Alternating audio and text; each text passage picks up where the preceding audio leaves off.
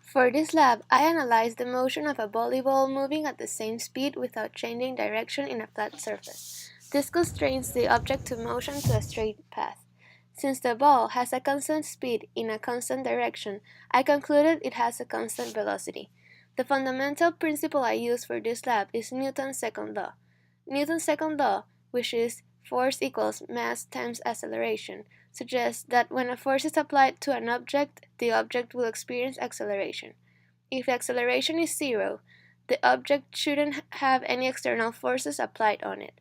Since the object is going at a constant velocity, it has no acceleration. Thus, the net force is zero. Also, since the ball isn't changing direction, the ball's mass is no influence.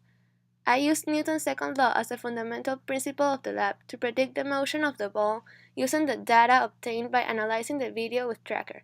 The data needed for using Newton's second law effectively are the initial velocity, initial and final time, initial position, net force, and mass of the volleyball.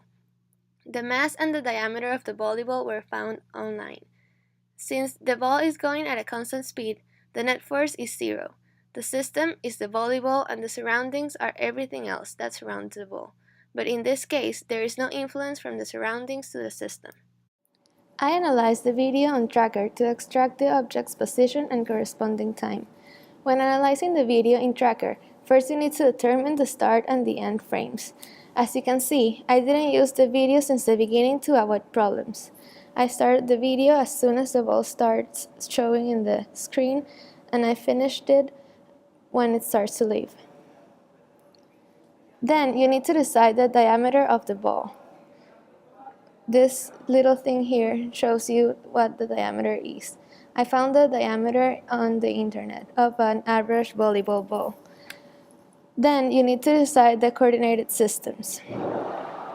In this case, I chose to have the positive x-axis to the right and the positive y-axis up. If you decide to change the coordinated axis, then the graph will change. If, for example, the coordinated axis was positive x-axis to the left and the positive y-axis down, then the slope will be negative and it will start going down from left to right. Then you start choosing the centers of mass to produce the graph and the table with the data. As you can see, in each frame there's a different center of mass and the graph starts building itself and the data starts showing up here. Selecting the centers of mass is a possible source of error because moving a little bit can change the data and the graph.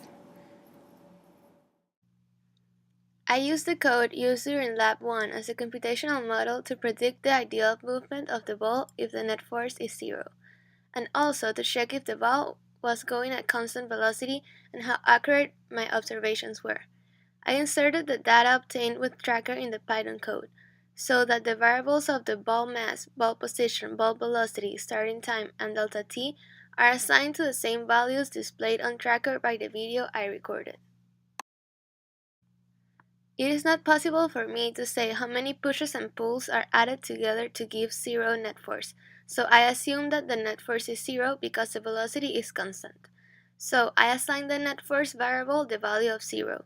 If the net force wasn't zero, then the resulting graph and the values in the CSV file wouldn't be correct, and they wouldn't match the data obtained with tracker. In addition, I changed the formulas assigned to ball velocity and ball position so that they resemble Newton's second law. The program displays a graph and the movement of the ball. The slope of the graph represents the velocity. As you can see, it is a straight line showing that the velocity was constant. The graph and the movement of the ball displayed resemble the movement of the ball shown in the video and the graph obtained in tracker. This confirms that the computational model predicts my observations and conclusions with accuracy, and that the ideal movement gotten with Python resembles the movement displayed in the video. I used the data obtained with tracker and with Python to create a new graph that compares the position versus time graph of both the experiment and the model to see if they match. The red line represents the data obtained with the computational model and the blue circles represent the data obtained experimentally. I recorded the ball moving in a very smooth surface to experience small friction and avoid errors.